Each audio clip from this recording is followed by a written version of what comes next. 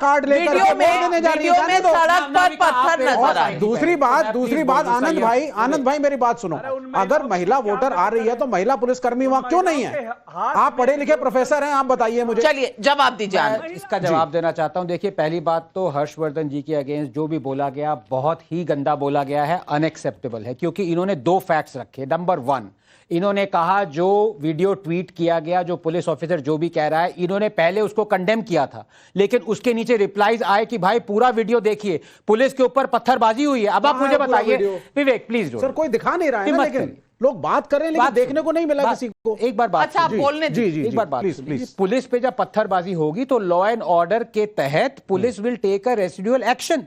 This is not something that is Einstein's law or something like that. This is natural reaction. Number two, जो करहाल में इन्होंने कहा, I am shocked and I am saddened more than I am shocked कि जो लोग दलित rights के पीछे इतना कहते रहते हैं, वो आज उन्होंने चुप्पी साधी हुई है। एक दलित महिला जिसने सिर्फ ये कहा कि मैं पब्लिकली बीजेपी को वोट दूंगी, उसका according to her parents and the police rape और मर्डर कर दिया गया। और आप सब लोग जो कहते हैं कि पुलिस ने कि ये दलित के अगेंस्ट जो भी होता है हम उसके अगेंस्ट आवाज उठाते हैं, आज एकदम चुप है। तीसरी बात, नाविका जी टाइम्स नाउ नव भारत का सुशांत से पूछ लीजिए, उनका पत्रकार वहां गया, एक मुस्लिम से बात करी है और वो कह रहे हैं कि ऐसा कुछ नहीं हो रहा है कि मुस्लिम्स को दबाया जा रहा है, वोट नहीं किया जा रहा। आप सुशांत जी को बुला के पूछवा लीजिए। मैं आपको सुनवा देती हूं। मैं आपको सुनवा देती हूं। यहाँ पे वहां लोगों से पूछा, हमारे रिपोर्टर्स से, ये यहां वहां कहा गया था, हां पिस्तौल नहीं निकलनी चाहिए थी। मैं आपसे बिल्कुल सहमत हूं कि पिस्तौल नहीं निकलनी चाहिए थी, लेकिन क्या सर्कमस्टांसेस थे? इसका पूरा मामला की जांच जो है इलेक्शन कमीशन कर रहा है, लेकिन उसके रिजल्ट आने से पहले इतनी हाय तौबा और इस तरह की गाली गलौज। अमीक जमाई जी, आप पढ़े लिखे इंसान हैं, ऐसा कहना सही नहीं होता। आप अपनी बात रखिए, आपको समय मिलता है, आप अपनी बात रखिए, आप डिसएग्री करिए, आप मुख्तलिफ सोच सकते हैं, लेकिन गाली गलौज सही नहीं है। मैं आपको दिखवाती हूं, हमारे रिपोर्टर ने वहां जाकर जब पूछा, क्या बोला महिलाओं ने। तो एक बार शाही का निशान दिखा दीजिए। शाही का निशान है। क्या नाम है आपका? वाजिद अली।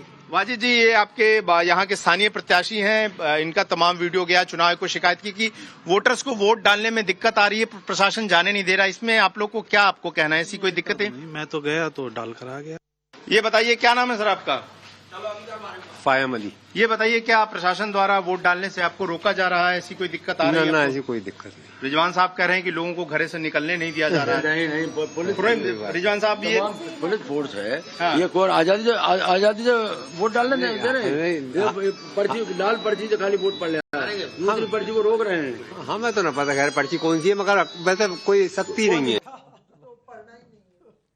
नहीं तो उसी जगह डरे हुए लोग हैं जो आपने दिखाए, मतलब इनका नाम बोले वो भी डरा हुआ है। अगर वो बोल देंगे कि भाई हमें ठीक से वोट, हमें हैरेस किया गया, तो कल ये योगी आदित्यनाथ इनके पीछे पड़ जाएंगे। चलिए अमीक जमाई जी, ये रिपोर्टर गौरव श्रीवास्तव वहीं पर हैं, उसी गली में हैं जहां का ये वीडियो ट्वीट हुआ है, और उन्होंने मुस्लिम बहुल इलाका है, वहां लोगों से पूछा, वाजिद अली से पूछा, फयाम साहब से पूछा, उन्होंने कहा हमें तो जाने दिया, वोट करने दिया।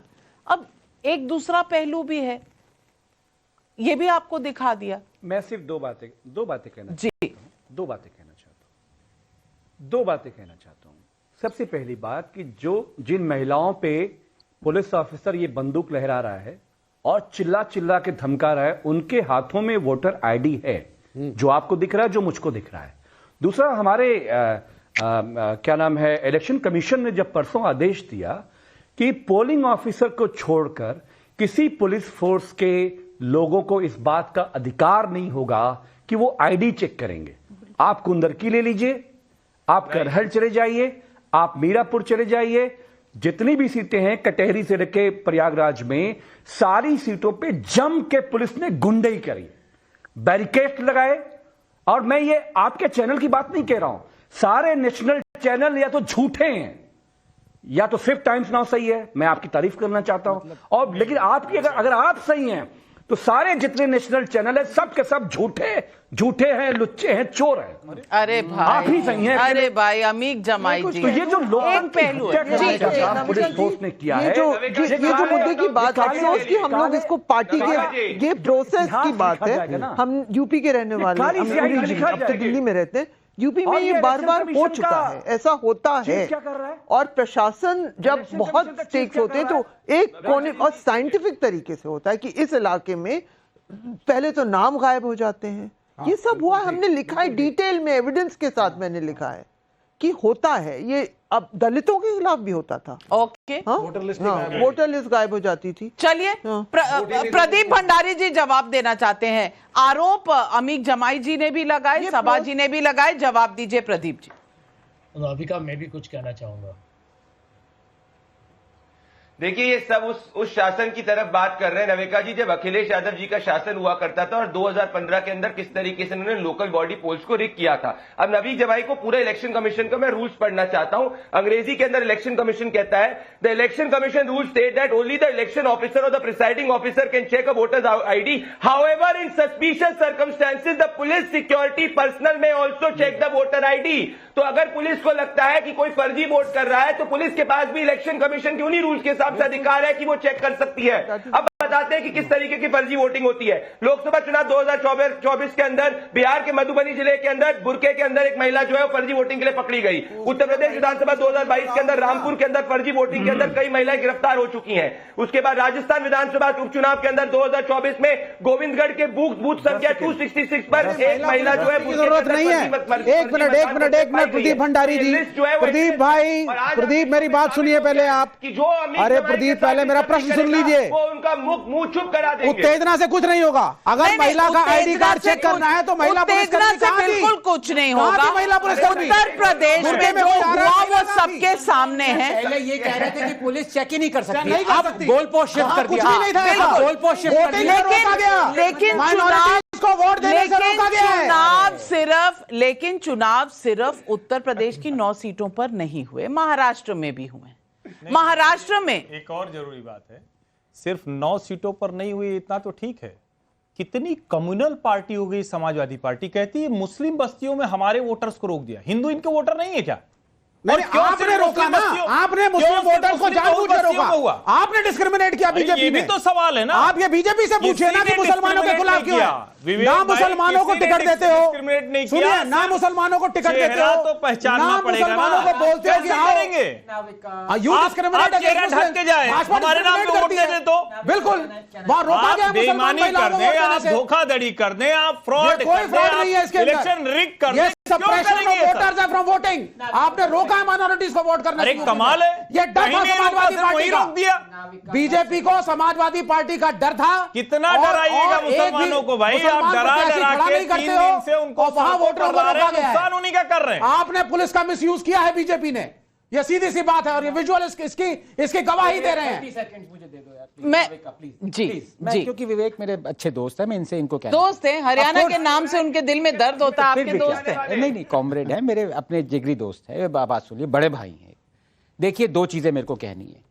ये कहते हैं बीजेपी मुसलमानों को टिकट नहीं देती है। लोकसभा इलेक्शन में इनकी अलायंस महाविकास अघाड़ी ने एक भी मुस्लिम कैंडिडेट फील्ड नहीं किया था। मुस्लिम महाराष्ट्र की पॉपुलेशन है 18%, 15 से लेकर 18% है अभी तक, सेंसस जबकि नहीं हुआ है, लेकिन इन्होंने 4% भी टिकट्स नहीं दिए हैं मुस्लिम्स को। ये वो अब ये देख लीजिए, it is not evenly distributed. हाँ, it is not evenly distributed across the state. अगर वो 16% पूरे राज्य में फैला हुआ है तो हम उसी में। किशोर तिवारी, तो बीजेपी की गलती नहीं है इसका मतलब। किशोर तिवारी जी, मुद्दा ये है कि एडवांटेज एनडीए होगा तो इलेक्शन कमीशन गलत है, एडवांटेज इंडिया अलायंस होगा तो इलेक्शन कमीशन की बल्ले बल्ले। सवाल वापस घूमकर वहीं आता है। महाराष्ट्र, यूपी की हमने बात की, महाराष्ट्र की बात कर लेते हैं। महाराष्ट्र में भी सारे पोल्स एक तरफा एडवांटेज एनडीए दिखा रहे हैं, कुछ क्लियर मेजॉरिटी दिखा रहे हैं, कुछ थोड़ा इधर उधर दिखा रहे हैं, लेकिन एमवीए से आगे यानी कि इंडिया अलायंस गठबंधन से आगे चलते हुए नजर आ रहे हैं। किशोर तिवारी जी, क्या बटेंगे कटेंगे का असर है या जाति जनगणना संविधान का डर एक बार इस्तेमाल हुआ फॉर्मूला इस बार फेल हो गया? एक बात बताओ, महाराष्ट्र की चुनाव ये बहुत लोकलाइज हो गए और उम्मीदवारों पे बेस इलेक्शन हुआ और बहुत पैसा भी बहुत चला। मैं आपको बता रहा हूं, महाराष्ट्र के अंदर एग्जिट पोल अब भास्कर का नहीं बता रहे, लोकशाही का नहीं बता रहे,